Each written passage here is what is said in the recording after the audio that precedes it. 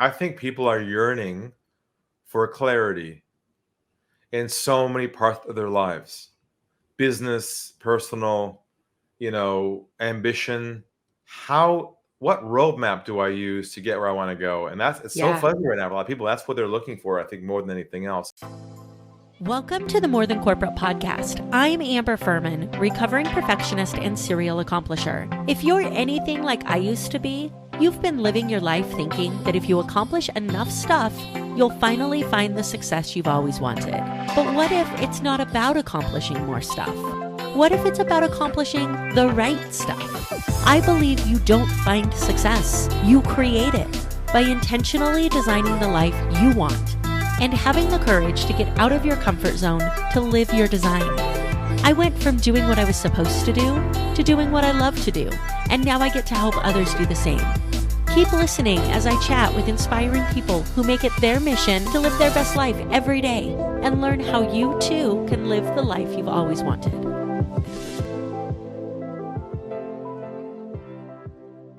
Welcome back to another episode of the More Than Corporate podcast. I have an amazing guest with me today. It's Ari Galper. He's the world's #1 authority on trust-based selling and has been featured in CEO magazines, Forbes, Inc. magazine, SkyNews, and the Australian Financial Review. Ari has created a unique and different sales approach based on trust and integrity called Unlock the Game, designed so the dreaded act of chasing and that painful experience of rejection is eliminated forever, a feat that was never thought possible until now. And I know that all of you people who love sales as much as I do know exactly what he's talking about.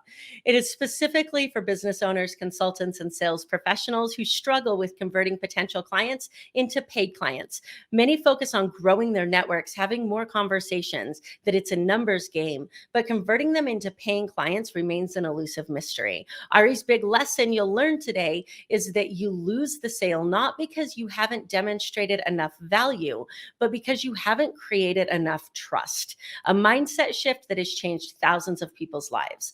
I'm super excited to dig into this episode. Before we talk to Ari, I want to remind you that this episode is brought to you by Success Development Solutions and the Design Your Life Mastermind. This is a book club designed to connect you to authors. If you are a person who loves to read, needs that accountability, wants to be able to talk about what you're reading with other people so that you can be able to implement that into your life, and then with that cherry on top, have a conversation with the author of the book, then the Design Your Life Mastermind book club is for you. Click on the Calendly link underneath this video, or if you're watching it in the Facebook page, go ahead and comment on the video. Let's have a conversation and see if it's a good fit for you. And with that being said, let's go ahead and have this conversation with Ari. Now that I butchered your intro and re-recorded it, how are you doing today? Good, Amber. No problem. All good over here. Good to hear. Thank you so much for coming on the show. I really appreciate it. And it's so interesting because I used to get so embarrassed when stuff like that would happen. And then I'm like, you know what? This is what people relate to. Like, I would stop it, I'd re-record it, and be like, nope, no mistakes here. And then you just realize, like, man, it's just the game, right? Hey, you're authentic. That's how it should be. That's how it should be. I'm really, really excited to dig into this conversation. So let's talk about you for just a minute. Outside of where you are now, let's go back.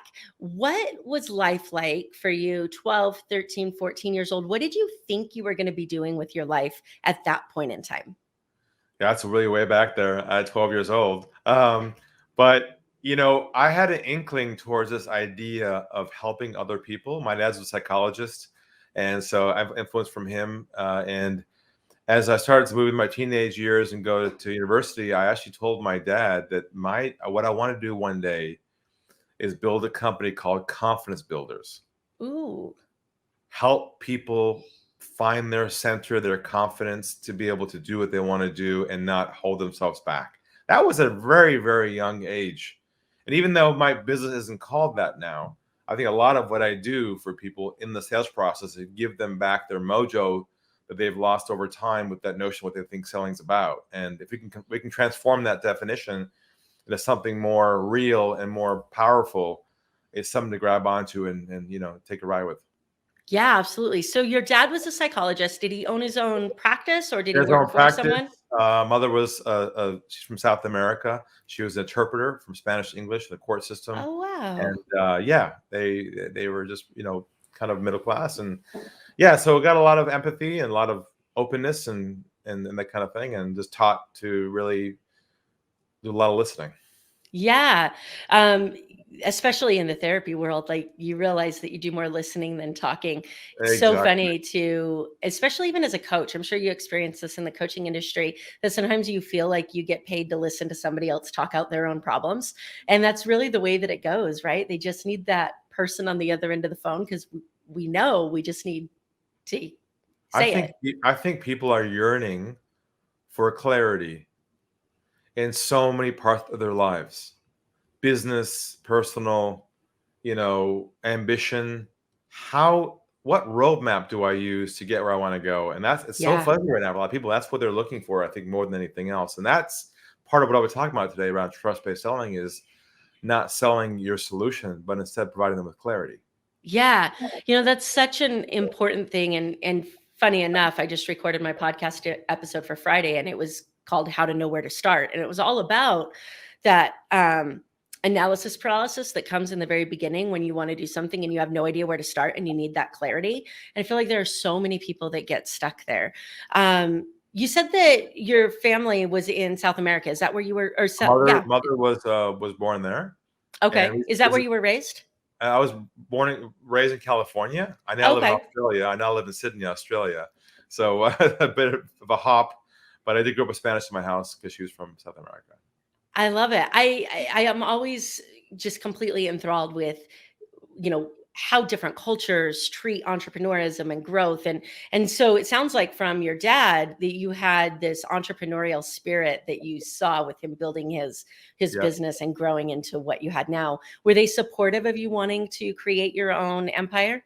very, very much so. And I wouldn't say my goal was the empire at the time, but hopefully, I'll get there. Who knows? But they were supportive of me doing what I love to do, which was back then I was in sales, and I was just comfortable with other people and not being pushy, but being myself. That authenticity is what allowed me to kind of move into what I'm doing right now. But yeah, always. Yeah. Yeah, that's awesome. So what was it that drew you to sales? Like, was there something that caused you to want to do something that everybody else avoids like the plague? I think I just enjoy the nourishment of connecting with new people. I just think it feels good to help other people. It feels good to know how to initiate a conversation without awkwardness, without rejection. That's the hardest part. People just aren't sure how to bridge the conversation where it's not uncomfortable and awkward. And I figured out how to do that, of course, in our way. But knowing how to do that naturally allowed me to get a lot of, validation, I guess, that it felt good to help people. Yeah, absolutely. And there's this other thing too, where I love what you just said about sales being helping people. And there's this underlying Yeah. requirement that you are congruent with what you're selling. And I think that the people who say, man, I hate sales are the people who are out selling knives and don't believe in the company that they're selling knives for or vacuums or whatever it is, right? You truly have to believe that the product, service, or solution that you're selling will enrich somebody's life. Otherwise, it's just this nasty conversation, right? Well, that's step one. Obviously, you got to sell something you believe in, like and you believe can help people. Absolutely. So, what was it that caused you to say, man, we could all do sales a little bit differently? Sure, sure. Well, the story behind behind the concept that happened to me 20 years ago when I was a sales manager in a software company, and I was managing 18 people underneath me, 18 salespeople. And we launched the first online website tracking tool. Now it's called Google Analytics. Now it's free. But back then, we were the first one to launch that product. Internet was taking off, and the leads came across my desk. There were big opportunities. The one call came through our website. I picked the phone up, and I heard Mr. Galper. I said, "Yeah," or he said, "Hello," and he has a big company he has lots of websites and wanted to learn about our product. And it was such a big opportunity. Amber, if I close this one sale, it would double the revenue in one opportunity. That's how big Wow. it was. It was huge. So they finally came for a conference call and a demo to see our product. I'll never forget it. 4 o'clock in the afternoon, Friday, I'm with myself and my director in the room. Big conference table, little tables, the old school speakerphone, the black ones with the three legs on it, like Yes. clicking phones. And I dialed the number, and he picks it up, He's like, hey, Ari. I said, hey, how's it going? Good. And he says to me, Ari, let us tell you who's with us in the room today. And I was like, oh, didn't realize there'd be someone else there. Next thing I hear is, my name is Jack. I'm CEO. They're like, oh, this is good. My name is Chris. I'm head of IT. Oh, this is amazing. This is Julie. I'm head of global marketing. Yes. I mean, everybody on this call was a decision maker. Like, if it's going to happen, it's going to happen today. They are all there. So I introduced myself, explained what we do. We logged in, gave a live demo over the web of how it all worked, live in real time, showing them these live statistics. And I'm showing this to them, and I started hearing this noise on the phone call, like, wow, this is great. This is amazing. They started asking me all kinds of questions. How does it work? How do we install it?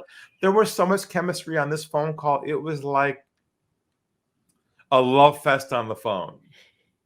You know what I'm talking about? Like, Yep. they got the questions, you got the answers. You're saying to yourself, oh my God, this is amazing. There's so much chemistry here. We're such a good fit. Like, there's no resistance. It was like the most amazing call. I get the high five from my boss. He's like, yes, nice job.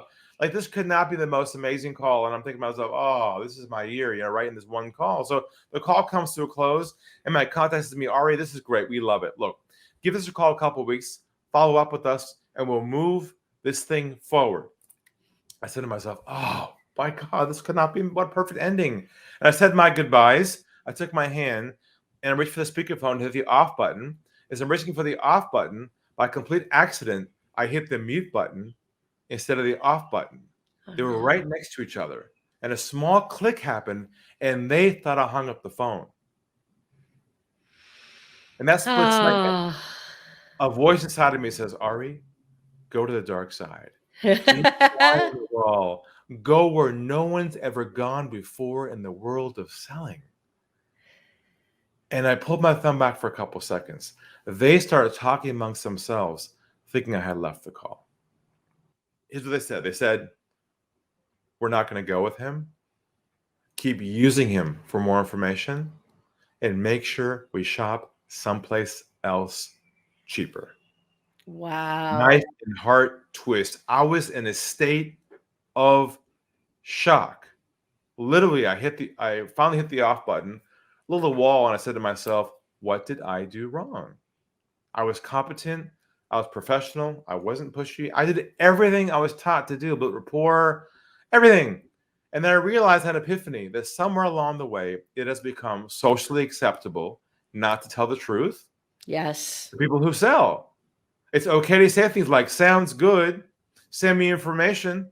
Oh, we're definitely interested. Wait. Send me a what? Send me a proposal. Yes. Yes. Having any intention of buying. Anything to get off the phone or out of the call, right? Anything to avoid saying, you know what? No, I'm not interested. Yes. And I asked myself, why were they afraid to tell me the truth? I'd be okay with that either way. And I realized fundamentally, here's what the problem was. There is an invisible river of pressure that flows underneath every chat you have with someone over the phone in the sales process. And they can feel it and you can feel it. But if you don't remove the pressure from the conversation, what will happen is their guard will always be up. Mm-hmm. They'll only give you just a few breadcrumbs to chew on, and you'll be chasing what I call a ghost. Someone never calls you back, and you play this horrible chasing game which dehumanizes you and makes selling so painful. And that's why I invented my whole new approach called Unlock the Game, where it's a mindset shift. You don't focus on the sale anymore. You focus on deep trust with someone, where you build what I call a moment of vulnerability, where they feel comfortable opening up to you and telling you the truth, so you know where you stand. That became the whole revolution behind our trust-based selling concept 20 years ago. You know, and it's so interesting because what's flashing through my head is, you know, all of the sales trainings that are like, hey, get them to say yes 3 times or get them to say no first. And then they feel like they can say no. And all of those things are techniques to get over that without actually getting over it, right? Without actually addressing the elephant in the room, ways to get around it. And I think it's really interesting to say, hey, there's this elephant in the room, and rather than like trying to get around it, we're going to like tackle it together to create this trust. I think that that's unheard of in most sales trainings and platforms. It's very this whole talk today will be very contrarian to what you believe and what you were used to, what the word selling actually means. Yeah, I'm really interested to dig into this. Before we do, I have a quick question for you on what you would have done differently during that call in the aspect of knowing that these individuals are now, because I think that this is a common thing where people will either price shop or product shop, either knowing that they're going to build something similar to what you have, or knowing that they're going to buy something similar to what you have, and they want to compare. How do people who are selling their products out there protect their information from people who are shopping and still sell at the same time? Does that make sense? Do you understand my Oh, question? definitely, Am I yeah. I okay? mean, people always ask me a lot, what would I do if I knew what I knew now 20 years Yeah, ago? How would I handle that differently? yeah, And the answer to that is that I never would have had the call really. because And do you think that you knew?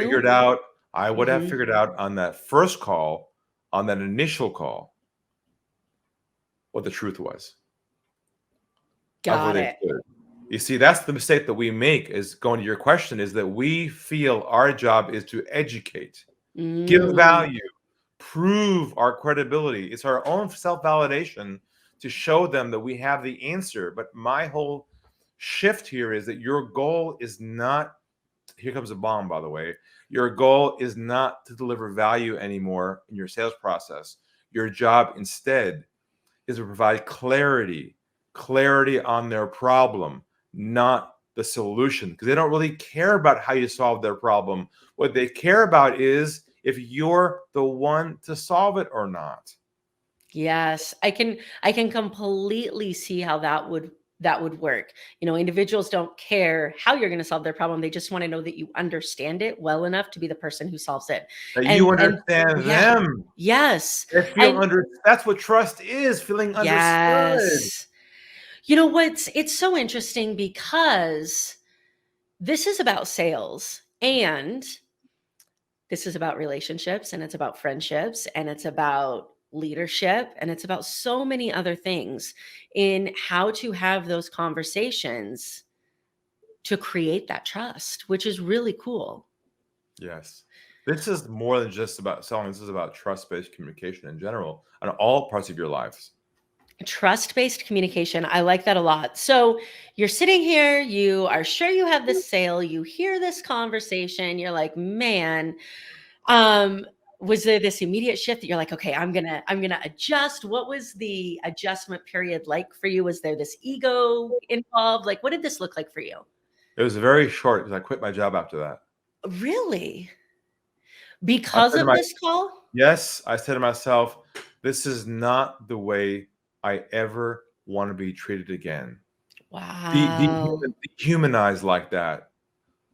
And I said to myself, who else is it happening to right now around the world? And I realized it's happening everywhere, every single day, with everyone been taught to sell the old way, which is presenting, convincing, educating. Everyone's being dragged through this funnel of, hey, I want to think about it. Give me a call next week. Sounds good. Hi, I'm just kind of follow up. And now you're chasing ghosts, people who are never serious about it. And now you're wondering, God, I hate sales. I'll go to LinkedIn and hide behind my Facebook account and just do chats with people. So Oh, I laugh because it's such a painful knowing of what you're talking about. It's such a painful knowing. And then eventually your chats are so overwhelmed that you don't even want to open your LinkedIn or your Instagram or your Facebook because you know there's going to be 97 people and only half of them are people, the rest of them are bots, and they're trying to sell you stuff. So oh my gosh, this is such a refreshing conversation. So you quit your job and you start thinking, okay, there has to be a better way. What is this development process like for you? How do you get to the bottom of where things need to change? well, interesting enough, because then I actually got married and had our first son, whose name is Toby. And the day after he was born, we were told that he had Down syndrome. Oh. And at first, we didn't realize what that to our lives. We realized we had a gift on our hands. Anybody has Down syndrome, there's special gifts they have, right? They're Mhm. loving, they're beautiful, they have no hidden agenda, they're transparent, they're full of love. And I said to myself, why can't we communicate that way with people in the sales world? And he became my beacon of light, my role model. I said, why can't I teach people how to be like him? Authentic, open, truthful, no games. And he inspired me to kind of launch and build this business around his view of the world, where with people, you can build trust with them instantly without playing more games anymore. That's the way he is. And I think all of us carry what I call the sales armor around us. We have this shield that protect us from other people taking advantage of us. But I think if you can become the way he views the world and treat people that way, they'll be like that with you as well. When do you think that sales armor is created? Like, where do you think that comes from? Because I don't think we're always like that. It comes from our conditioning of what we believe selling is about. When we're at home, we're usually ourselves. When we go to work and become the entrepreneur, we got to make a phone call and sell something. We tighten up. There's all this pressure. We get teed up. We're like, oh, I gotta. And then we change who we are. We become nervous, uncomfortable. We talk fast, and now we lose our authenticity. And they can feel that from you a mile away. In fact, it's lost at hello. They know when you say hi, my name is, I'm with, we are a. It's over right there. Wow. That's so amazing. So you start to watch your son, you start to see the way that he's interacting with people, and you And I start took to notes. I wrote a book about him. and the book is Lessons from Toby. I think it's in the that's box that I sent amazing. you as well. It's called Lessons from Toby, How to Stay Centered in Your Personal and Business Life. And each That's so page cool. has a key element for the whole year, 365, of how to not get thrown off your authenticity. That's so amazing. I'm super looking forward to checking that out. So you write this book, you realize there's a better way to sell. Are you in a sales position at this point in time? Are you building a coaching business? What are you doing at that point? Right. Moving So forward? I quit my job and I had this idea of trust-based selling, and I literally rented a room in a basement in a mall. And I put an ad in the local paper saying, come learn how to sell with trust. And one person showed up at the workshop and had 20 chairs in the room. I was like, well, I guess I better do this. So I just delivered some slides, started talking, and then another person came the next day. And now I've started to get some clients. I was like, oh, wow, this actually is, people are suffering with this same ailment that I had. I didn't realize that. I started to grow from there. That's amazing. So you perfect to the, I hate the word perfection. You create this procedure, this way for people to Methodology. sell. Yep. And you said it's called unlocking the game. So what does that mean? What that means is being courageous and bold enough to not play the sales games everybody else assumes you have to do to be successful. Wow. Let's talk about being a contrarian, being bold and not accepting the status quo of the pain that goes along with that old way of selling. What do you Refusing to do it. think? Yeah. What do you think is maybe one or two? I don't know if you can focus on one or two. There's a lot out there. What do you think are the biggest pieces of misinformation that people are given in relation to sales? There's a couple of myths that I think we should address right now to clear the mental hard drive out, people who've been sold the old way of doing things. So one is this idea that sales is a numbers game. The whole concept of the more people you call, the more contacts you have, the bigger opportunities you have. Well, we discover in this economy now, it's not about how many contacts you have anymore or how many calls you make. It's about how deep you go on each conversation, how good you are at trust building, not how good you are at how many contacts you make. It's a different way of thinking. The second myth is this idea that sale is lost at the end of the process. I'm sure you've been there before. You had a deal pending that looked really good. Green light, green light, green light. Then it just kind of like fell through. Like, what happened? They were like, we were a good fit. We had a great conversation. Where'd they go? Well, we discovered that the sale is not lost anymore at the end of the process. It's now lost at the beginning of the process, at hello. And Wow. we'll make a case for that today, that unconsciously you are losing your opportunity at the beginning, not the end, because of the way that you are communicating with people. It's really interesting. So is it as simple as just saying, hey, feel free to say no? Or is it like, how do you create this trust with them? Well, you enter the conversation stripping out all elements of the negative salesperson stereotype. So for instance, a typical, let's say your outbound calling would be, hi, my name is, I'm with, we are a, and of course, when you hear that, it's over at hello. You shut down, right? You're like, I don't know Yep. this person, and this sounds like a salesperson. So what the hell do you want? Yep. So our approach is like this. Hi, Amber. My name's Ari, and I'm hoping you can help me out for a moment. Ooh. There you go. Now, human nature, Is how can I help? exactly. Every Is single yep. time you're going to get, how can I help you? Because you could be a customer, you could be the president. You don't know, they don't know who you are. So they're still trying to figure, they're like, they got to say, how can I help you? That's called a two-way dialogue at hello versus Wow. shut down at hello. That's interesting. That's I'm processing that It's deep because because what you're doing here is creating a two-way dialogue towards trust. You're not yeah. entering the conversation with a sales proposition. Yeah. So I mean, here's where I want to avoid people doing this. So I want to go just a little bit deeper. I can see someone saying, hey, I hope you can help me out, delivering that perfectly. And the person says, yeah, of course. What can I do? And they're like, here, buy my stuff. Right. So there's got to be something in between. I hope you can help me and buy my stuff. What are the biggest mistakes people make in that in between? Well, the goal is not to sell your stuff. Your stuff is not relevant. Your solution is too premature. Yes. To discuss the solution until they've acknowledged they have a problem. Yes. It's like a doctor-patient relationship, right? When you go see a doctor, they don't prescribe the medicine to you at hello. What they say to you is, where does it hurt? You're shifting the mentality for you're the doctor now, they're the patient. So then you say this, you say, I'm just giving you a call to see if you'd be open to some different ideas on insights on how to address the issues of, and you plug in the 2 or 3 core problems that you help people solve. Wow. There's so many things that are going through my mind right now because of, I mean, just the opportunities. Like in what you're talking about, every single call is an opportunity to either learn something or create a client relationship. If it's not a good fit, you learn more about what the pain point is that you address and where your products and services are either doing their job or not doing their job.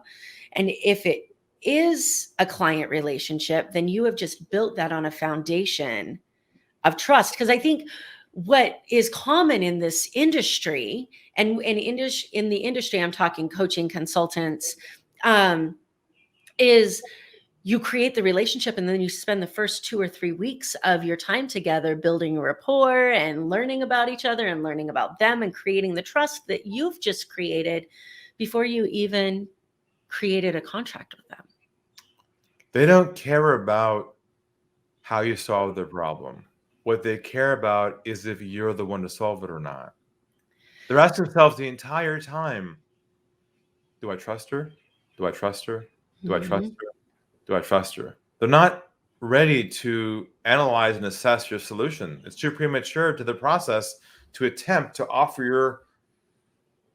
It doesn't make sense. The problem first, solution second. Most people do the reverse.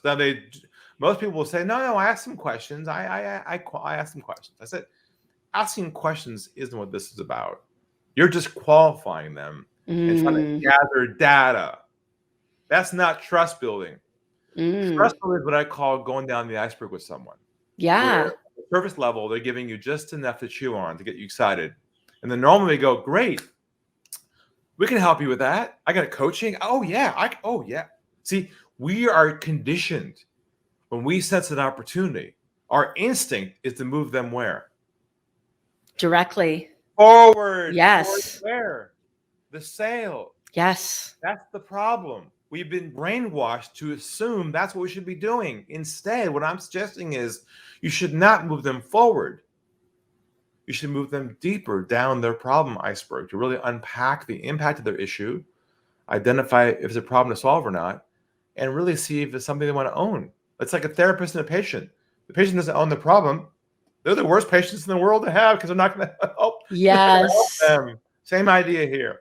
Yes, I'm an attorney, and we always say that the worst people to the client or the attorneys that represent themselves are the worst clients for that reason. Like, so I think the what you're talking about here is just it's incredibly valuable. So before we tell people where they can find this information, what is another myth that you wanted to discuss and break up? You said there were The a last couple. one is the idea that rejection is part of the process. You have to accept it. You have to have thick-skinned. If you can't take a no, if you aren't tough enough to take a few bruises, you weren't made for success. That came from the old school sales manager got beat up and said, you got to be tough. And Yeah. we discovered that rejection actually is triggered by certain things you say and do unconsciously that cause the other person to put their guard up, and now you hit resistance. And what we teach people to do is remove resistance from the process to never and ever experience rejection ever again. That's interesting. So when you say not experience rejection, that doesn't mean you never hear no. It just means that your no isn't rejection. Is right? That Because the no idea? is equally weighted to a yes. You see, we're conditioned to do everything we can to get the what? The yes. Right. Or So yeah. this is how it's weighted typically. Yes is more Yep. important. We don't want the no. Yeah. In our world, what we do is our goal is not the yes or the no. Our goal is the truth of whether we're a fit or not. It's interesting. I never heard, I've interviewed a lot of people that talk about sales. I've never heard somebody talk about sales like this before. I've heard them talk about sales techniques that are surface level compared to this. Correct. But nothing that goes as deep as this. So if people want to dig into this a little bit more, what's the best way for them to learn more about this? Well, best place to start is to go to unlockthegame.com, just like it sounds. There's a free intro course there. There's a lot of content there. But I would encourage you to, I'm on LinkedIn, very accessible. I do a show there once a month called Stump the Guru. Oh, that's awesome. You can jump on live like this and try and stump me with your toughest sales challenge on the show live. That sounds fun. Connect with me on LinkedIn. Say hello. Yeah, will do. And then you also wrote a book about this called Unlocking the Game, correct? Unlock the Sales Game. Yeah, that book's on the website, and Toby's book is there as well. And I have a new one coming out next year called The One Call Sale. Wow. So we keep referencing calls. So I want to be clear, in the digital age, do the techniques that you're talking about apply equally to somebody who's reaching out via text message or email, or is this based upon calls? It only applies if somewhere in your process you end up on an actual Zoom or phone call with somebody. If Which you should. If you're pure e-commerce, then of course this really isn't the ideal application. But this is designed for someone in a low volume, high price point, high trust model. In that quadrant over here, where they have to build trust with someone for them to work with them. If you're not in that kind of business, this doesn't really apply. And I can imagine that some of the things that you're talking about are so important to getting people on that call. If you're in a person that's making cold messages or cold emails before, because that's kind of the new cold call, right? Is cold messages. Starting that message in that trust-based format instead of, "Hi, how are you today?" Which I don't know about any of you, but I get a message that says, "Hi, Amber, how are you doing today?" The first thing I think is, what do you want from me? What are you trying to sell me? What do you need? Correct. So I can imagine that the techniques that you're talking about and the principles that you're talking about are just as important in actually making it to the call as they are in executing the call. Yeah, so I've got a whole courseware around what I call trust-based writing. That's awesome. I convert all your communication and strip out the sales stuff and marketing stuff and put trust into your words. That's amazing. That's amazing. And so the free course is on the website, unlockingthegame.com. unlockingthegame.com. The intro course is there, the big truth concept. And you want to learn more, Just reach out to have a complimentary consultation. Now, experience what it's like not being sold something. Just to have that Yeah. experience of talking to us and say, wow, they didn't try me to sell me anything. That's interesting. There's a lot to You, learn in that. yeah, it's so funny because there's this story that's coming out of me that I was told probably 4 years ago. A really good friend of mine runs a business in Delaware, and he has a friend who sells printers. And this guy kept showing up at his office, and at no point in time did he try to sell him a printer. Like, he just kept coming, and he kept talking and building a relationship, and maybe within like a couple of months, my friend was like, okay, dude, what's the problem? Like, am I not good enough for your printers? Or like, why aren't you offering me a printer? And he's like, now I have this guy's printer in my office, but he never once tried to sell me this copy machine. And so when you say experience what it's like to not be sold, I think that that's really missing.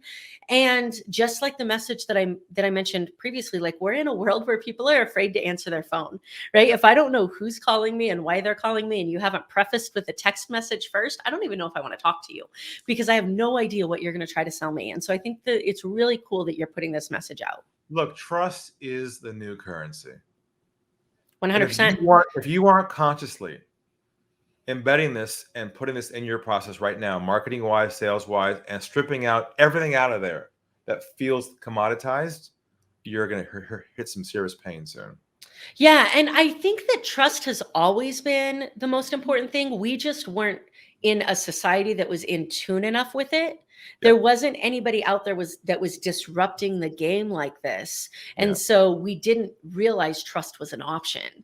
And now when you know trust is an option, it's like, why would I ever do any of these other things? Right. I love that. So unlockingthegame.com, and the free intro courses there, the books are there. Unlock the game. Thank you. And that will be in the show notes as well. So unlockthegame.com. You can connect with Ari on LinkedIn and be able to jump in and stump him, and be able to get involved in that. That's very cool. And so all of that will be in the show notes. I highly encourage you guys to check that out. I'm looking forward to reading the book as well and checking out the intro course. I ask every single one of my guests this question because I think that it's so interesting to me how everybody lives these different lives, and everybody loves the people who are doing it well love the life that they're living. And everybody has this different definition of success. So for you, what does success mean to you individually? How do you define it? I think being able to say my truth and to be able to help people say their truth, if I can expand that exponentially, to me, that's my definition of leaving this place with a legacy of helping people. That's success. Love it. So leaving with a legacy of helping people. To follow up on this, because that's that micro or that macro 10,000 foot view. What do you do every single day to where you can lay down at night at the end of your day and say, man, today was a success? Like, how do you make sure that you're constantly doing things that move you closer to that 10,000 foot view of success? Well, I make sure I'm using the 80-20 filter principle on what decisions I make every single day. Like, Jeff Bezos, for instance, he goes to work and he says he only makes 3 decisions a day, then he goes home. The question is, what are those 3 decisions? Mm-hmm. Those are the ones that make the biggest impact. So I'm always saying to myself, what decisions do I make today that make that impact, get me forward? That's amazing. And for anybody who's listening who is not familiar, what's the 80-20 principle? Well, it's the idea that 20% of your focus in decision making impacts 80% of the results. And there's a book you should take a look at by Perry Marshall called 80-20 Sales and Marketing. That'll really give clarity on what I'm trying to say. Yeah, Perry Marshall's amazing. I love that book. So thank you for clarifying that for them. So you build your life around this definition of success, which I truly believe, and that's really where this podcast and this passion comes from, that what you do is not as important as making sure that what you're doing falls within your definition of success, right? So I think that we're all kind of conditioned that we have to pick our career when we're young, and you have to commit to that, and what you do is important. And then you get to realize that, like, what you do really doesn't mean anything if it's not fulfilling you and moving you forward to your definition. So I love that you've built those definitions for yourself. Thank you. I think clarity is definitely key. Yes, clarity is absolutely key. I always love to relate with people. I feel like I'm kind of sadistic in this part of the conversation because like we get to this point where nobody talks about failure, and I want to know all the failures. So we talked about this call that made the shift. What has been your relationship with failure that has allowed you to be successful? How do you bounce back? What's your internal process when something doesn't go the way that you want it to make sure that you learn from that and move on?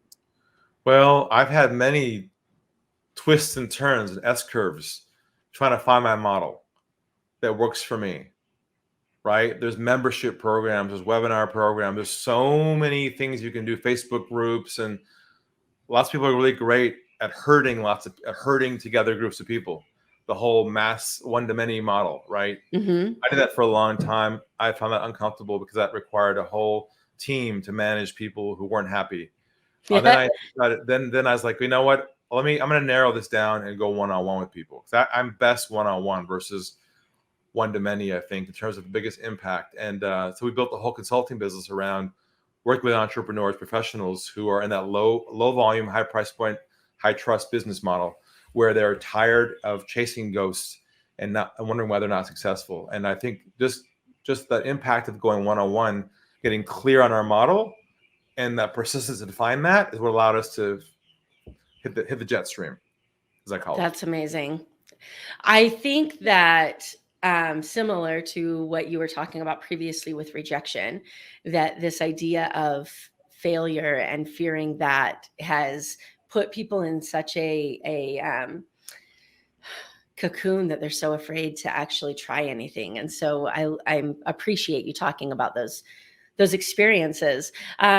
One more time, if anybody wants to connect with you, unlockthegame.com, and your LinkedIn information will be in the show notes as well as in the comments of this video. Is that the best place for people to connect with you, is the website and LinkedIn? Yep. Okay, perfect. And before we wrap up, I want to do a quick random round with you. Is that okay? Let people get to know you a little bit. All right. If you could do any profession other than what you're doing now, what do you think would be fun to attempt? Restoring classic cars. Really? That's so interesting. Do you have classic cars that you work I'm on restoring now? one right now. What are you looking at? I'm not really mechanically handy, Yeah, but I want to learn how to do that. But I that's have so someone out amazing. there doing one for me. I've got an old classic Porsche I'm restoring right now. I'll be ready next month.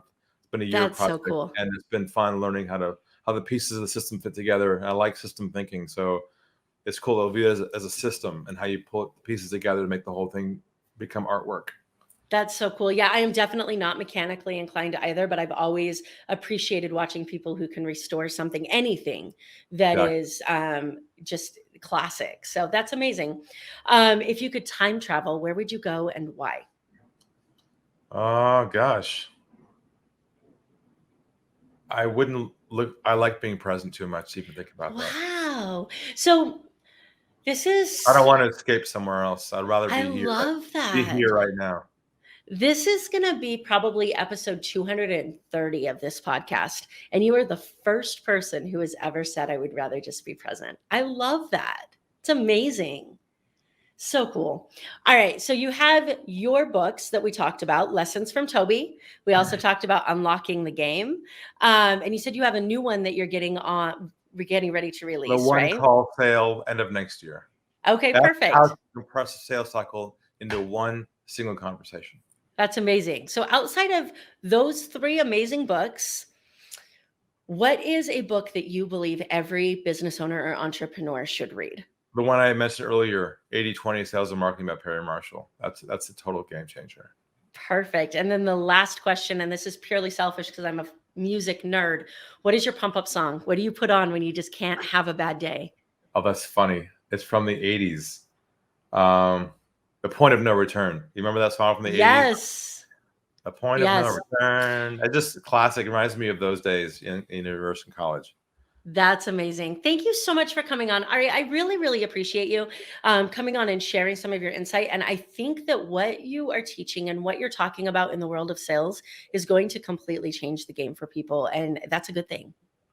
Great. Thank you so much. You are so welcome. Thank you so much for listening to this episode of the More Than Corporate podcast. If anything that was said during this episode resonated with you or provided value in any way, it would mean the world to me if you would head over to iTunes and leave a rating and review for the More Than Corporate podcast. Thank you so much for taking the time to do that. I'm really looking forward to connecting with you. If you'd also like to connect, I've created a Facebook group that is full of amazing people who also make it their mission to live their best life every single day. If that sounds like something that you're interested in, the name of that Facebook group is Success Center. Head over there, request to join, and I look forward to connecting with you soon.